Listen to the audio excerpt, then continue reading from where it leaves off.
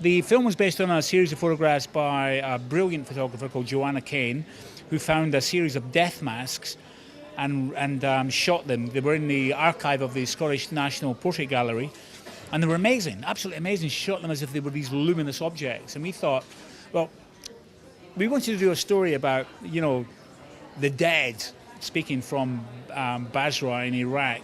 How can we do it? And we thought, why don't we take that style and try and appropriate it and apply it to our particular storyline? And, we tried something very ambitious. I don't know if it worked, but here we are. We're at the LFF. Wow.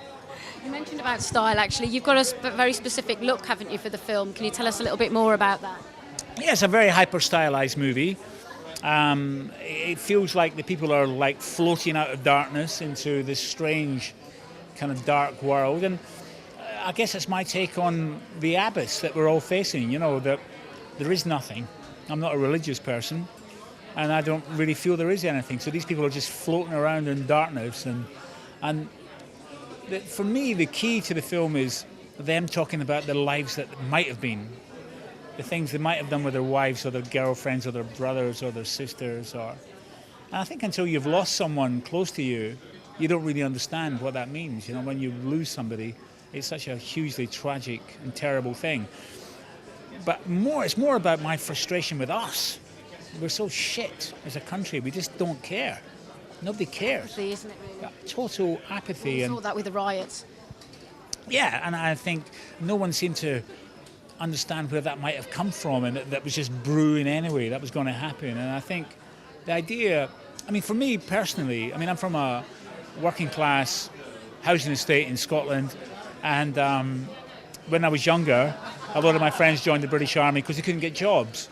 I was from an Irish Catholic background, and because of the British Army in Northern Ireland, there was not much chance that I'd ever join the British Army. But my friends were all Protestants, and they did join the army because they wanted a job, And I think the same thing happened again with Iraq. A lot of kids just wanted a job, a bit of dignity, and with Afghanistan, and they end up in these absolute hells.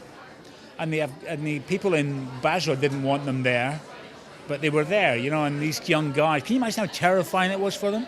I don't even want to imagine, to be totally honest with you. Yeah, well, my movie tries to imagine how terrifying it might have been for them, and it was terrifying. 17, 18 years old in that country where people just want to kill you, feed them to your dogs, it's pretty shocking stuff. So it was something I felt should have been told. Listen, I'm just delighted to be here.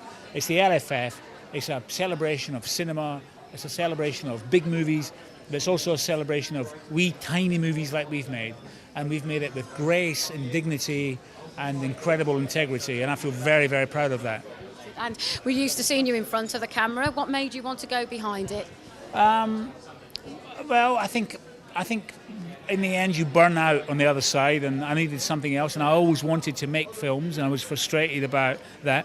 And I might add, I've had lots of opportunities, and I've made bad choices and I've made good choices.